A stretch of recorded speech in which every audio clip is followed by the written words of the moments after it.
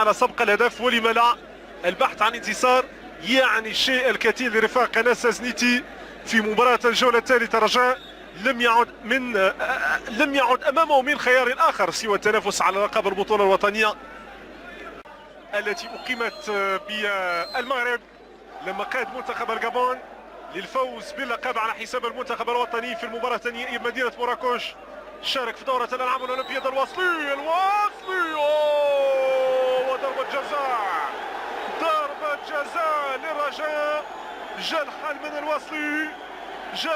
من الوصلي وهذا الحكم السيد عادل زراق يتدخل ليعلن عن ضربة جزاء لنسور الخضر.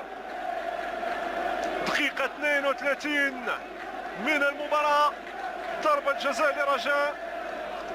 قلت أن الكرة الثابتة هي اللي ممكن تخرج المباراة من الإيقاع الرتيب اللي عاشته منذ انطلاقتها لحدود الدقيقة 32. مروان فخر حكم شاف أن هناك خطأ لمروان في حق الوصلي. إلى الإعادة، الوصلي مشى بكورتو، كان تدخل للحارس هنا الإعادة للمرة الثانية. لما مشات الكرة من قدم الوصلي دخل الحارس والحكم شاف انه هناك ضربة. اول فرصة سانحة، عيسى مراقي في تنفيذ العميد والقائد ورجل التخصص.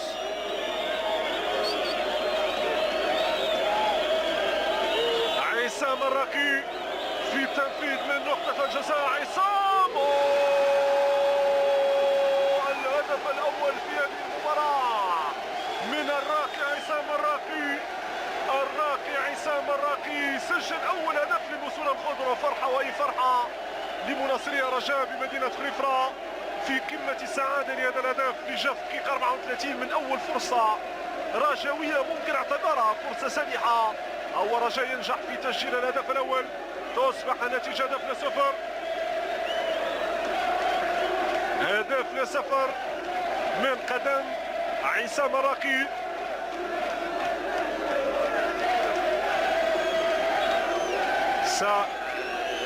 سنترقب ردة فعل شباب التصميمية، لكن لم يسعف الحد للوصول مرمى ناس زنيتية. فروج انس، اسماعيل العمري، نور الدين القورش، كرة تسدد.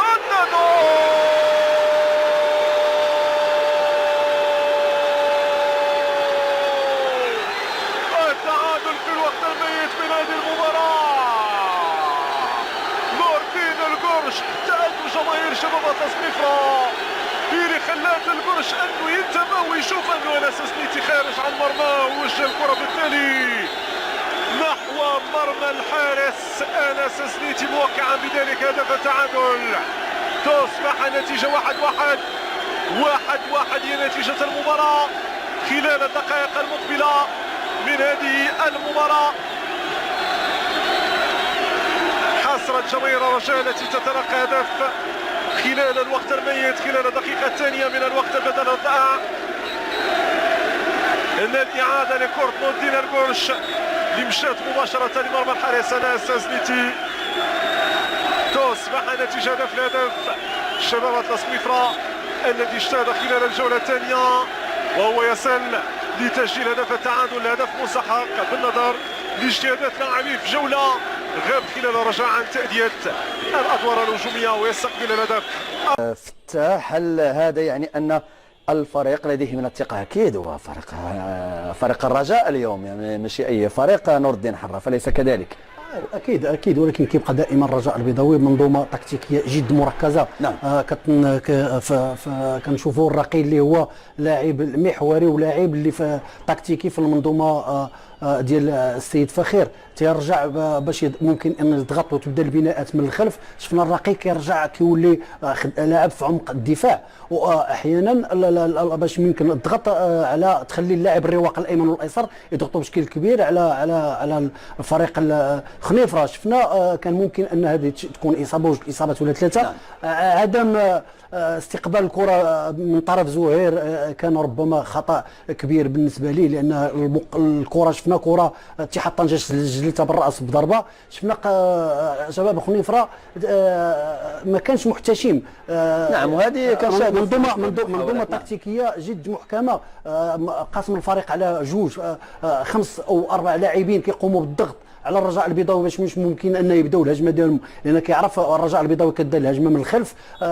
كيضطروا فريق الرجاء البيضاوي بالياميق ولا الراقي كيعطيو هذوك الكرات العميقه في العمق، ولكن كيبقى دائما دفاع فريق خنيفره طويل القامه، لاعب الرجاء قصير القامه. وبالتالي فالرجاء لم يجد الحلول. اللهم مقابله تكتيكيه بشكل كبير. فكنظن انها، ولكن كيبقى دائما الرجاء البيضاوي هو اللي مستحوذ بعمق الدفاع اللي هو متمرس مستحوذ على الكره الدفاع، لكن لم حارس ضغطوا عليه بشكل كبير، وكان ديما مركز لان حارس عملاق وحارس في المستوى هو اللي كيعطي. شفناها هذه اصابه ثانيه وربما قرب.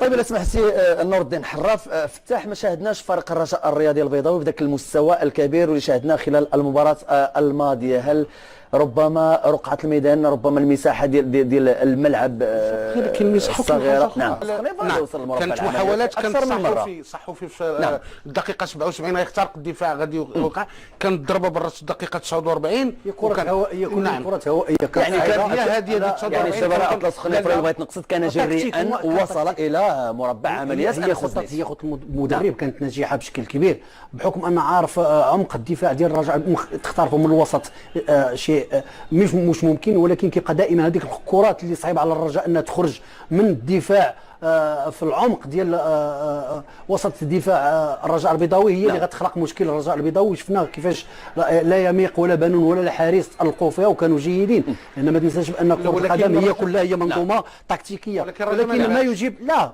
ما اكيد لان المنظومه التكتيكيه ديال المدرب كانت ناجحه. دار قراءه جيده بالنسبه للرجاء البيضاوي، عرف فكر اللاعبين، عرف فين بغى يوصل المدرب فخير، دار مقابله يشكر عليها لان اعطانا بان الرجاء البيضاوي رغم الحجم ديال الرجاء البيضاوي بلا امكانيات اللاعبين فريق متواضع، ولكن غنشوف هذا الاختراق ديال ذكاء اللاعب لانه مكون هذه مهاره ديال اللاعب، مهاره ديال اللاعب يعني كتخترق دفاع كبير لفريق الرجاء الرياضي البيضاوي حتى تكوينه، لان لاعب جاي من الوداد اكيد ان هذا العمل اختراق في العمق وتسديد كنظن ان هي المنظومه كما قلت لك المنظومه ديال السيد بوطهير كانت ناجحه، ولكن ربما الخطا الفادح اللي كان ديال المدرب يشكر عليه، لان يعني كانت له بحجم الرجاء البيضاوي بجماهيره ولا بمكوناته ولا بلاعبين اللي متمرسين. بوطهير الى حد ما الى سمحتي تأدية الادوار الهجوميه ويستقبل الهدف. اخر دقائق رجاء سيبغى لتسجيل هدف، وشباب التصنيف سيبحث عن هدف الانتصار. طموحات مشتركه بين الناديين. تلعبات كره افريقيه. طونغورا الحكم يتدخل ويقول خطا لمصلحه الرجاء.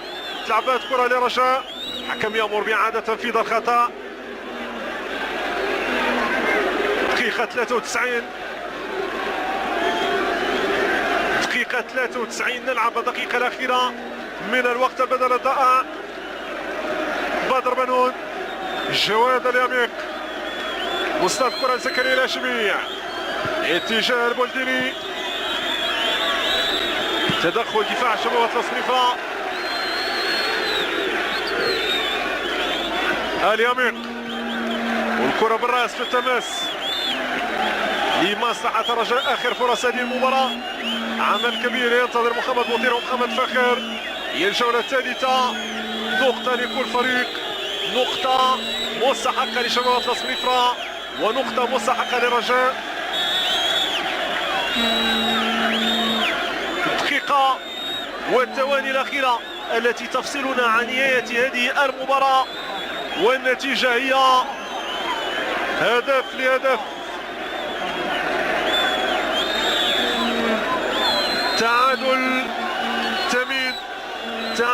سمين، والحكم ينهي المباراة هدف لهدف بين شبوة لاصميفرا ورجاء الرياضي.